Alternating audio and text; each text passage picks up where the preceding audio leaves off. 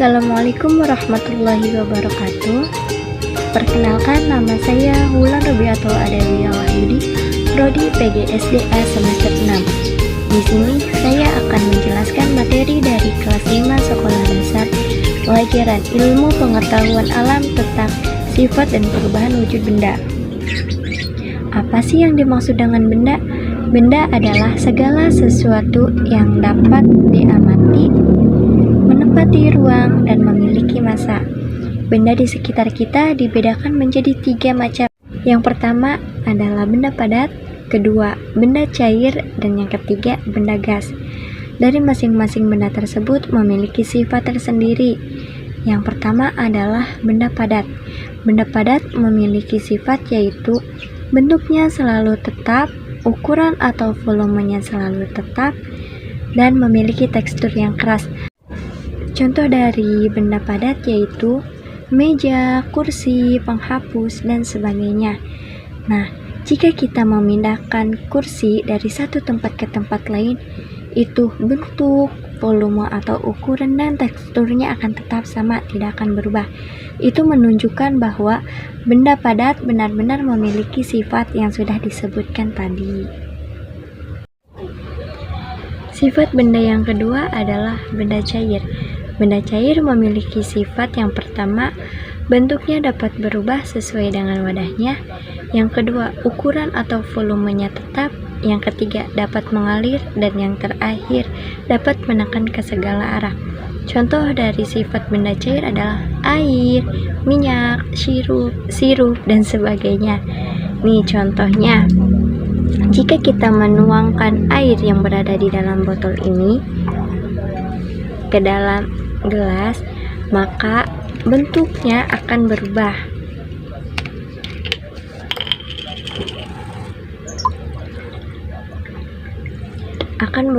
Sesuai dengan tempatnya, yaitu berbentuk dengan gelas. Nah, ketika kita menuangkan air yang dari botol ke dalam gelas, air tersebut dapat mengalir dari yang tertinggi hingga yang terendah. Ini menunjukkan bahwa sifat benda cair dapat mengalir. Dan yang terakhir adalah dapat menekan ke segala arah. Air tersebut akan mengisi ruang yang berada di gelas ini. Jadi ini menunjukkan bahwa sifat benda cair. Dan yang terakhir adalah sifat benda gas. Benda gas memiliki sifat yaitu bentuknya selalu berubah, volumenya selalu berubah, dapat mengalir dan dapat menekan ke segala arah. Contoh dari benda gas yaitu udara, asap, dan sebagainya.